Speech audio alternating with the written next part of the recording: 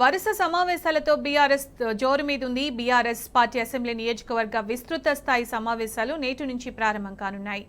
ఇవాళ సిద్దిపేట, బోధ్, జూబ్లీహిల్స్, వనపర్తి, నల్గొండ నియోజకవర్గాల్లో విస్తృత స్థాయి సమావేశాలు జరగనున్నాయి. ఈ సమావేశాలకు వర్కింగ్ ప్రెసిడెంట్ కేటీఆర్, మాజీ మంత్రులు హరీష్ రావు, సింగిరెడ్డి నిరంజన్ రెడ్డి, వేముల ప్రశాంత్ రెడ్డి, కడియం శ్రీహరి, మాజీ స్పీకర్లు పోచారం శ్రీనివాస్ రెడ్డి, మధుసూదనాచారి, ఎమ్మెల్సీలు దేశపతి శ్రీనివాస్, ఎల్ రమణ హాజరు కానున్నారు. అసెంబ్లీ ఎన్నికల ఫలితాలు, రాబోయే పార్లమెంటు ఎన్నికల్లో అనుసరించాల్సిన వ్యూహం, పార్టీ పటిష్టతకు తీసుకోవాల్సిన చర్యలపై క్యాడర్కు దిశానిర్దేశం చేస్తారు. నేతలు, కార్యకర్తల సలహాలు, సూచనలను స్వీకరిస్తారు. పార్టీ కార్యకర్తల అభిప్రాయాలను సేకరించి వాటిని క్రోడీకరించి పార్టీ అధినేత కేసీఆర్కు నివేదించనున్నారు.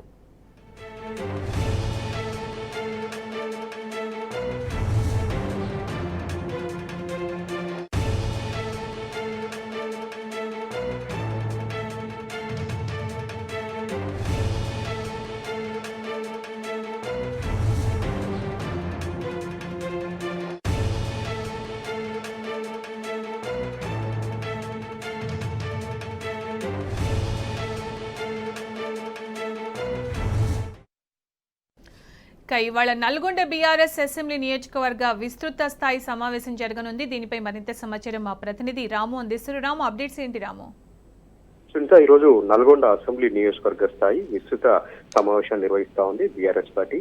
దీనికి ముఖ్య అతిథిగా ఎమ్మెల్సీ కడియం శ్రీహరి, అదేవిధంగా నల్గొండ జిల్లాకు సంబంధించినటువంటి మాజీ మంత్రి జగదీష్ రెడ్డి, నల్గొండ మాజీ ఎమ్మెల్యే భూపాల్ రెడ్డి హాజరు కాబోతా ఉన్నారు.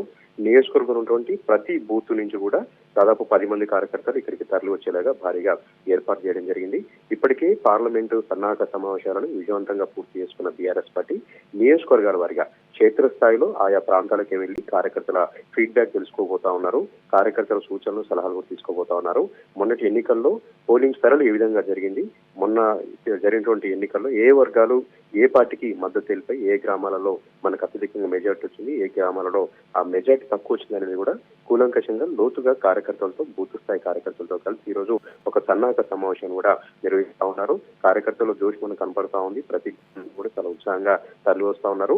మొన్నటి ఎన్నికల్లో చేసినటువంటి ఫలితాలను రిరేజ్ వేసుకుంటూ మళ్ళీ ఒకసారి పార్టీని పటిష్టం చేసేలాగా పార్లమెంట్ ఎన్నికల్లో మరొకసారి గులాబీ జెండాను రెపరెపలాడించేలాగా ఏ విధంగా అంకిత భావంతో పనిచేయాలి, ఏ విధమైనటువంటి అంశాలు ప్రజలకు తీసుకెళ్ళాలి.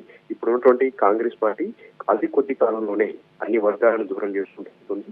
అతి కొద్ది కాలంలోనే అన్ని వర్గాలకు అన్యాయం చేసుకుంటూ, ప్రధానంగా ప్రజలకు అన్యాయం చేసుకుంటూ వెళ్తున్నటువంటి అంశాలన్నింటినీ కూడా కార్యకర్తలకు లోతుగా వివరించబోతా ఉన్నారు. రేపు ఎన్నికల్లో కూడా ఏ స్లోగంతో వెళ్ళాలి, ఏదైతే కాంగ్రెస్ పార్టీ ఎక్కడెక్కడ ఫెయిల్ అవుతుందో ఆ అంశాలన్నింటినీ కూడా ప్రజల్లోకి ఏ విధంగా తీసుకెళ్లాలి, ప్రజల మద్దతును ఈ విధంగా కూడగొట్టాలని సంబంధించి కూడా ఈ రోజు చర్చ జరగబోతోంది. నల్గొండలో స్థానికంగానే ఈ సమావేశాన్ని ఏర్పాటు చేశారు. నల్గొండ అనగానే మనకు నాగార్జున సాగర్ టక్కున గుర్తొస్తుంది.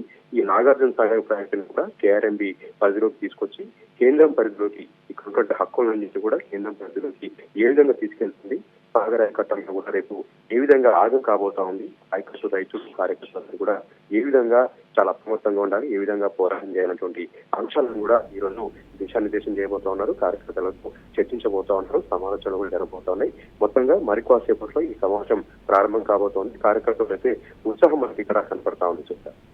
Right Ramu, thank you.